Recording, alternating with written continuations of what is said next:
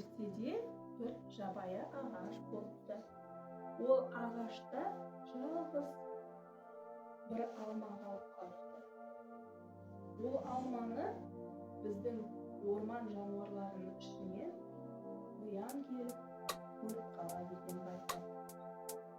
Қоян келіп алмаға қарай секіріп келіп алайын десе ала алмай қарап тұрады. Алманы қалай алсам болады екен?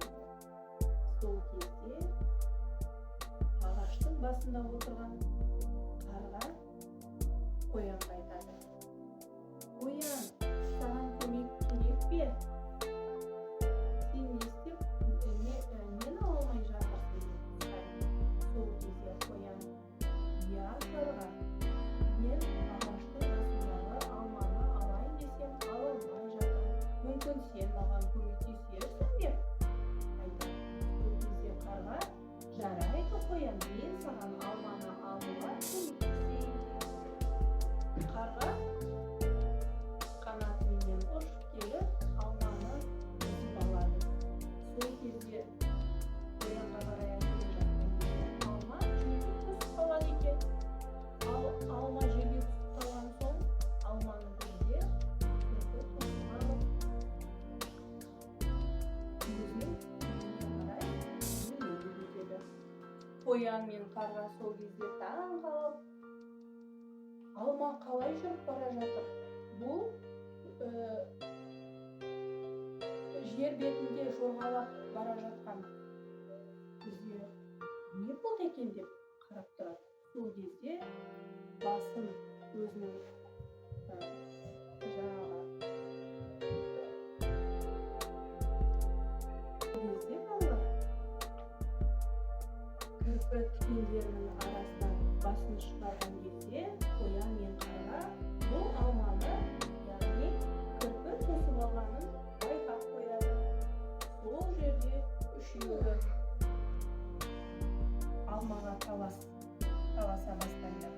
«Кірпі, тоқтай ғой, бұл біздің алма. Сен неге біздің алманы алып кетіп бара жатырсың?» Кірпі айтады сол кезде: «Жоқ, алма өздігінен ағаштан түсіп қалды. Сондықтан алманы мен өзім тосып алдым. Алма менікі» деп жанжалдасып сол жерде дауласа бастайды. Осы жанжалды естіген аю орманнан келе сала: «Бұл не айқай-шу? Қоян, қарға, кірпі» деп. Сол кезде қоян аюдан көмек сұрайды. «Аю, сен бізге айтып берші, сен біздің ормандағы ең ақылды, бізге көмек сұраған уақытта көмегіңді беретін жануар едің ғой. Қане, бізге айта қойшы, алманы кім алады? Алма кімге бұйырады?» яғни. Сол кезде аю тұрып: «Қане, айта қойыңдар маған. Алманы бірінші көрген не болды?» Сол кезде қоян айтады: «Алманы бірінші көрген мен. Сондықтан алма меніңке. Ал алманы үзіп алған кім?» «Алманы үзіп алған мен». Қарға қарқ деп даусын шығара бастайды. «Алманы жерден тосып алған не?»